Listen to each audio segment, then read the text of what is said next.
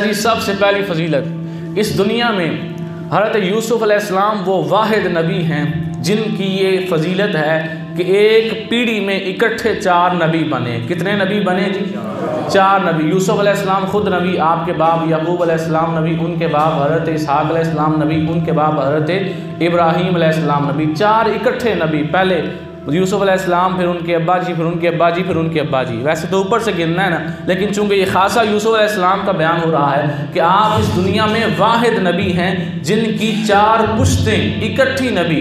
بعض اوقات بڑا وقفہ ہوتا تھا کہ ایک باپ کے بعد آگے کوئی 10واں دادا جا کے نبی ہوتا تھا۔ اس طرح اکٹھے نبی ساری نسل میں اکٹھے یہ بہت کم ہوتا تھا، تو 4 نبی حضرت یوسف علیہ السلام کی اکٹھے نسل میں آئے۔ اور سیدنا صدیق اکبر کی شان کیا ہے؟ تمام صحابہ اکرام میں سے سیدنا صدیق اکبر وہ اکیلے صحابی ہیں جن کو سیدنا یوسف علیہ السلام کے ساتھ یہ نسبت حاصل ہے کہ آپ کی 4 نسلیں صحابی ہیں۔ سیدنا صدیق اکبر خود بھی صحابی ہیں، آپ کے ابا جی بھی صحابی ہیں، آپ کے بیٹے بھی صحابی ہیں، اور آپ کے پوتے بھی صحابی ہیں۔ نہیں اس کاٹے دب کیا کہ سبحان اللہ۔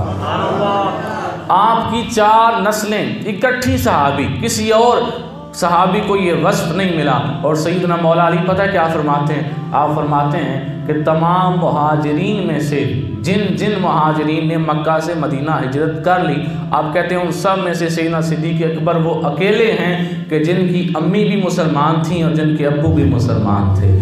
کسی کی امی مسلمان نہیں اور کسی کا ابو نہیں، کسی کے دونوں ہی نہیں، یا کسی کا ایک۔ حضرت عمر بن خطاب کے ابا جی مسلمان نہیں تھے، حضرت عثمان بن عفان کے ابا جی مسلمان نہیں تھے۔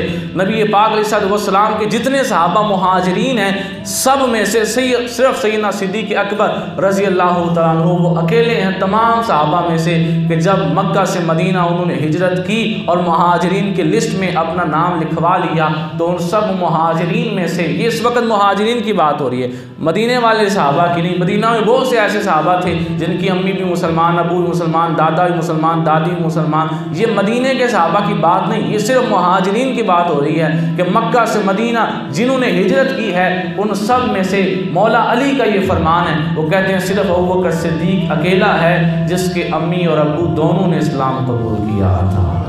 اور اب اس کے بعد جو میں نبی پاک علیہ السلام کے صحابی سیدنا صدیق اکبر کی شان آپ کے سامنے بیان کرنے لگا ہوں، میرے آقا علیہ السلام نے ارشاد فرمایا ہر نبی کے 2 وزیر زمین میں ہوتے ہیں اور 2 وزیر آسمان میں ہوتے ہیں۔ زمین میں کتنے ہوتے ہیں جی؟ 2۔ اور آسمان میں کتنے؟ 2۔ میرے حضور فرماتے ہیں میرے آسمان میں 2 وزیر حضرت جبرائیل علیہ السلام اور حضرت میکائیل علیہ السلام ہیں، اور زمین میں میرے 2 وزیر حضرت ابو بکر ہیں اور حضرت عمر ہیں۔ یہ دونوں میرے وزیر ہیں زمین کے اندر۔ ہر نبی کے ساتھ 2 وزیر دنیا میں ہوتے اور 2 آسمان میں ہوتے۔ اور مزے کی بات یہ حدیث پاک آپ میں سے اکثر احباب نے پہلے نہیں سنی ہوگی، حضرت حسان ابن ثابت رضی اللہ تعالیٰ عنہ، یہ نبی پاک علیہ السلام کے نا ثنا خان تھے، اور ثنا خان ایسے کہ خود ہی شاعری کرتے اور خود ہی سرکار علیہ السلام کی زبان آپ علیہ السلام کی بارگاہ میں سنایا کرتے۔ تو ایک دن میرے حضور علیہ السلام نے بلایا حضرت حسان ابن ثابت رضی اللہ تعالیٰ عنہ کو۔ بڑی لطیف بات ہے، حضرت حبیب رضی اللہ تعالیٰ عنہ فرماتے ہیں کہ میں رسول اللہ صلی اللہ علیہ وآلہ وسلم کے پاس ایک موقع پہ موجود تھا، تو سرکار نے پتہ کیا فرمایا؟ سرکار اسلام ارشاد فرماتے ہیں قلتا فی ابی بکر شیئا، سرکار نے فرمایا تو میری شان تے بڑی بیان کرنا ہے، تو میرے ابو بکر دی بھی کوئی شان لکھی ہے کہ نہیں لکھی، اور میرے یار دی بھی کدے کوئی شان لکھی ہے، میری تے بڑی بیان کرنا ہے، تے حضرت ابو بکر دی بھی کوئی شان بیان کی تھی۔ حضرت حسان ابن ثابت کیا کہنے لگے؟ آپ نے فرمایا جی میں نے آپ کی شان میں اشعار لکھے ہیں، اور اگر آپ کہیں تو میں آپ کے سامنے وہ سناتا ہوں۔ تو سرکار صلی اللہ علیہ وسلم نے فرمایا ہاں سناؤ وہ اشعار۔ اور اب یہ اشعار حدیث قدسی کی حیثیت رکھتے ہیں، بلکہ حدیث تقریری کی۔ حدیث تقریری وہ حدیث ہوتی ہے جو سرکار کے سامنے کوئی بات بیان ہو اور حضور اسے غلط نہ کہیں تو وہ بات اتنی مستند ہو جاتی ہے کہ اگر اللہ کے نبی کے سامنے کوئی بات ہو اور وہ منع نہ کریں، اس کا مطلب ہے کہ وہ حدیث بن گئی ہے کہ اللہ کے نبی نے سنا تو غلط سمجھتے تو روک دیتے، حضور نے نہیں سنا، حضرت حسان ابن حضور نے سن کے غلط نہیں کہا، منع نہیں فرمایا۔ سرکار اسلام کے سامنے حسان ابن ثابت کہنے لگے وَثَانِ يَثْنَيْنِ فِي الْغَارِ الْمُنِيفِ وَقَدْ طَافَ الْعُدُوِّ बिही इज़ साइदल जबला वकाना हिब्बा रसूलिल्लाहि क़द अलिमु मिनल खलाइक़ि लम यादिल बिही रजुला। आप कहने लगे मैंने ये लिखा है, क्या कहा? कहने लगे आप सैयदना सिद्दीक़ अकबर दो में से दूसरे थे उस बाबरकत गार में, और दुश्मन ने उसके इर्द गिर्द चक्कर लगाया जब वो पहाड़ पर चढ़ा। अल्लाह अकबर। हज़रत हस्सान इब्न साबित लिखते हैं कि हज़रत अबू बकर की क्या शान है कि जब अल्लाह के नबी अलैहिस्सलाम गार में गए हिजरत करने के लिए, जब सरकार मक्का से मदीना गए और गार में पड़ाव डाला, तो सैयदना सिद्दीक़ अकबर कितने खुशकिस्मत हैं कि उस वक़्त इतने सहाबा में से खिदमत रसूल में इकट्ठे कोई और सहाबी उनके साथ मौजूद नहीं था। वो बिल्कुल अकेले थे जो उस वक़्त सरकार की कुर्बत का एजाज़ हासिल कर रहे थे। और क्या फरमाया, अगला जुमला बड़ा कमाल है, कहते हैं वकाना हिब्बा रसूलिल्लाहि क़द अलिमु, क़द अलिमु, कहते हैं तमाम लोग जानते हैं, सब ने जान लिया, वकाना हिब्बा रसूलिल्लाह, कि अबू बकर हमारे रसूल को बड़ा ही प्यारा है। यानी हम सब अल्लाह के नबी से प्यार करते हैं। ये सहाबा की ये सोच है कि हम सब अल्लाह के नबी से प्यार करते हैं, लेकिन अबू बकर कौन है? वकाना हिब्बा रसूलिल्लाहि क़द अलिमु, सानू सारे नू पता लग गया है कि सरकार सल्लल्लाहु अलैहि वसल्लम अबू बकर नाल बड़ा प्यार करते हैं। यानी असी तो बड़ा प्यार करने उन्होंने, सरकार भी बड़ा प्यार करते हैं अबू बकर सिद्दीक नाल, असी तो सारे ही करते हैं, लेकिन सरकार अलैहिस्सलाम क़द अलिमु, सानू सारे नू पता लग गया कि सरकार अपने यार नाल बड़ा ही प्यार करते हैं। मिनल खलाइक़ि लम यादिल बिही रजुला। अल्लाहु अकबर। हम सब जान गए कि रसूलुल्लाह सल्लल्लाहु अलैहि वसल्लम सारी मखलूक में से, मिनल खलाइक़ि, सारी मखलूक में से अबू बकर जैसा किसी और को नहीं समझते हैं, इसको सबसे अलहदा समझते हैं। लम यादिल बिही रजुला, इसके जैसा कायनात में मखलूक में से किसी और को सरकार अलैहिस्सलाम नहीं समझते।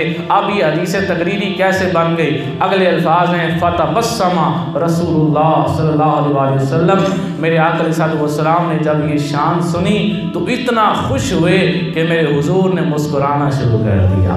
ये तो हमें भी सुन के खुशी ज़रा मुस्कुरा के आखो ना सुभान अल्लाह। ये वो शान है जो हुजूर ने खुद फरमाइश करके खुद कहा हज़रत हस्सान इब्न साबित से कि अगर मेरे यार सिद्दीक़ अकबर की कोई शान लिखी है तो मुझे सुनाओ ना। उन्होंने जब सुनाई तो मेरे हुजूर खुश हुए, और इतने खुश हुए कि मुस्कुराना शुरू कर दिया। इसका मतलब पता क्या हुआ? हज़रत अबू बकर सिद्दीक़ की शान सुन के मुस्कुरा देना, खुश हो जाना, ये मेरे हुजूर की सुन्नत है। अच्छा, जब सरकार अलैहिस्सलाम ने मेराज किया ना तो सिदरतुल मुंतहा आ गया। वहाँ से सैयदना जिब्रील अमीन अलैहिस्सलाम कहने लगे या रसूलल्लाह, अब मुझे इससे आगे जाने की इजाज़त नहीं, अगर मैं इससे आगे गया तो मैं जल जाऊँगा। अल्लाह का फ़रिश्ता था ना, अल्लाह का फ़रिश्ता था, अल्लाह के हुक्म का पाबंद था। और अगर उलमा कहते हैं अगर सैयदना सिद्दीक़ अकबर वहाँ होते, कौन होते जी? सैयदना सिद्दीक़ अकबर वहाँ होते और आपकी भी एक हद होती। यहाँ पर हज़रत जिब्राईल अलैहिस्सलाम की कोई तौहीन नहीं मैं नाउज़ुबिल्लाह कर रहा, बल्कि उलमा ने लिखा है कि ये जो चार फरिश्ते हैं, हज़रत जिब्राईल अलैहिस्सलाम, मीकाईल अलैहिस्सलाम, इसराफील अलैहिस्सलाम, इज़राईल अलैहिस्सलाम, ये सहाबा से भी अफजल हैं, इनकी बड़ी शान है।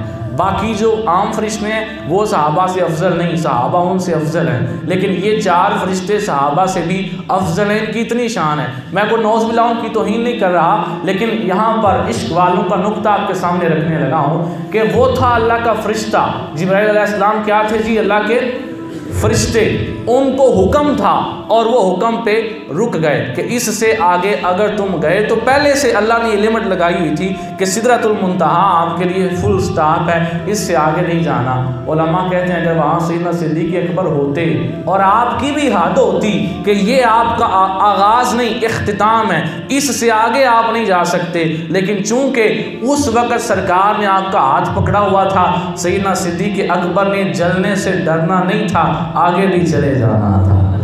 انہوں نے نہیں کہنا تھا کہ حضور میرا ادھر اینڈ ہو گیا، مجھے ادھر چھوڑ دیں، آگے جاؤں گا تو جل جاؤں گا۔ کیوں؟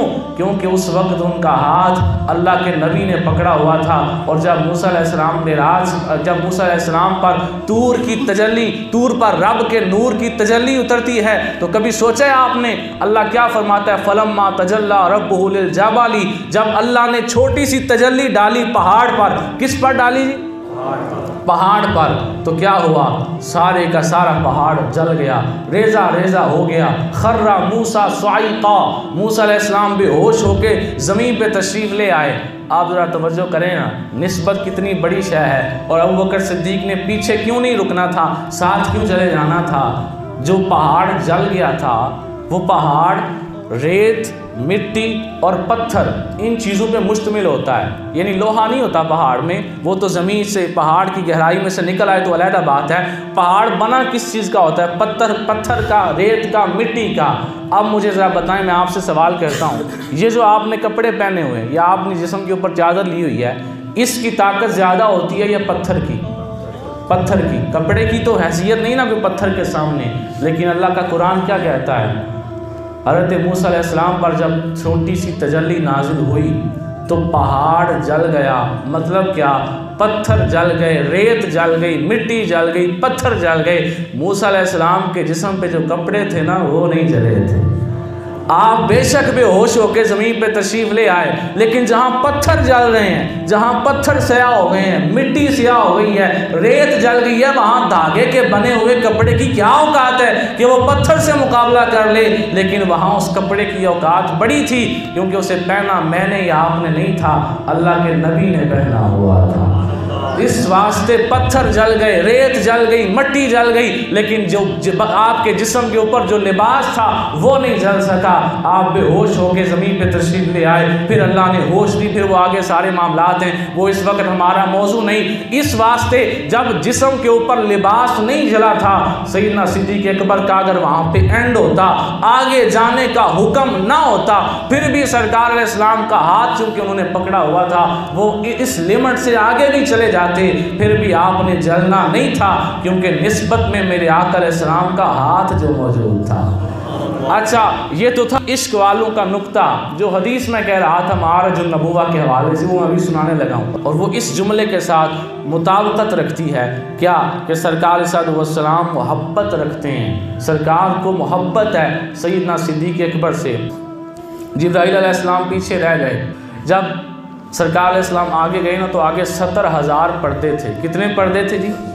70,000 پردے، اور وہ پردہ ایسے عام سا پردہ نہیں تھا، اس پردے کی موٹائی جو ہے وہ بھی سالوں پر مشتمل تھی کہ اتنے سال چلیں گے تو اس پردے میں سے گزریں گے۔ جب سرکار علیہ السلام نے ان پردوں میں سے گزرنا شروع کیا تو چونکہ وہ رب تعالیٰ کا جلال تھا، رب کی ہیبت تھی، ابھی چونکہ معراج کا موضوع نہیں ہے، وہ اگلے مہینے ہیں انشاءاللہ، اس پر ہم علیحدہ سے گفتگو کریں گے۔ فی الحال تھوڑا سا بس آپ کو یہ بات سنانی ہے کہ سرکار علیہ السلام کو اللہ کا جلال آپ پہ طاری ہوا، اللہ کی ہیبت طاری ہوئی، تو سیدنا صدیق اکبر کی وہاں پہ آواز آئی سرکار کو۔ کیا آواز آئی؟ آواز آئی کہ اے محمد صلی اللہ علیہ وسلم، آپ کا رب آپ پہ درود بھیج رہا ہے، آپ کا رب آپ پہ درود بھیج رہا ہے۔ تو سرکار صلی اللہ علیہ وسلم سوچ میں پڑ گئے کہ ابوبکر صدیق کی آواز ادھر کہاں سے آ گئی۔ تو پھر اللہ نے فرمایا کہ جب موسیٰ علیہ السلام طور پہاڑ پر تھے اور پہلی دفعہ میں ان سے بات کرنے لگا تھا، توجہ کریں ذرا، جب اللہ پہلی دفعہ موسیٰ علیہ السلام سے بات کرنے لگا تھا، اللہ کا روب طاری ہو گیا، اللہ کا جلال طاری ہو گیا۔ اللہ اکبر ہے نا، وہ سب سے بڑا ہے، اس کا جلال بڑا ہے، اس کا روب بڑا ہے، اس کا جلال طاری ہو گیا۔ اللہ نے ہٹانے کے لیے اس جلال اور اس ہیبت سے باہر نکالنے کے لیے اللہ نے کہا وَمَا تِلْكَ بِيَمِينِكَ يَا موسیٰ، اے موسیٰ یہ تیرے ہاتھ میں کیا ہے؟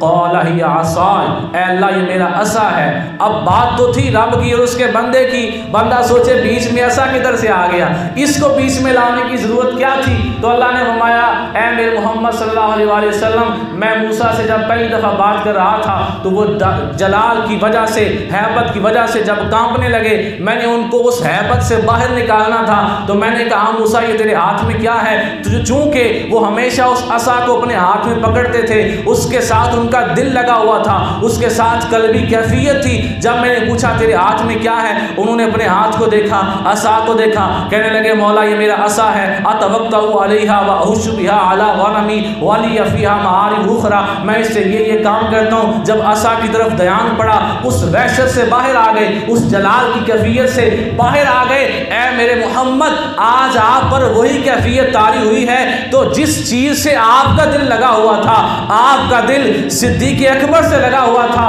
میں نے صدیق اکبر کی آواز میں آپ پہ درود پڑھا ہے تاکہ آپ اس جلال سے باہر آ جائیں. یہ آواز صدیق اکبر کی نہیں تھی یہ میں نے آپ سے بات کی ہے لیکن میں نے جیسے موسیٰ علیہ السلام کا دھیان عصا پہ کیا تھا اور وہ اس عصا کی وجہ سے جلال کی کیفیت سے باہر آ گئے تھے میں نے آپ کو صدیق کی آواز میں اس لیے پکارا ہے تاکہ آپ کا دل اپنے یار سے لگا ہوا ہے آپ اس کے بارے میں سوچیں گے تو آپ اس جلال کی کیفیت سے باہر آ جائیں گے. تو آخری جملہ ہے جن کی آواز سن کر سرکار کو سکون ملتا ہے یہ سوچتے ہوئے رب بھی سرکار کو صدیق اکبر کی آواز میں بلاتا ہے. سوچیں اس صدیق اکبر کی کتنی بلند شان ہے. اللہ تعالی ہم سب کو تمام صحابہ کرام تمام اہل بیت کا ادب کرنے کی توفیق بخشے.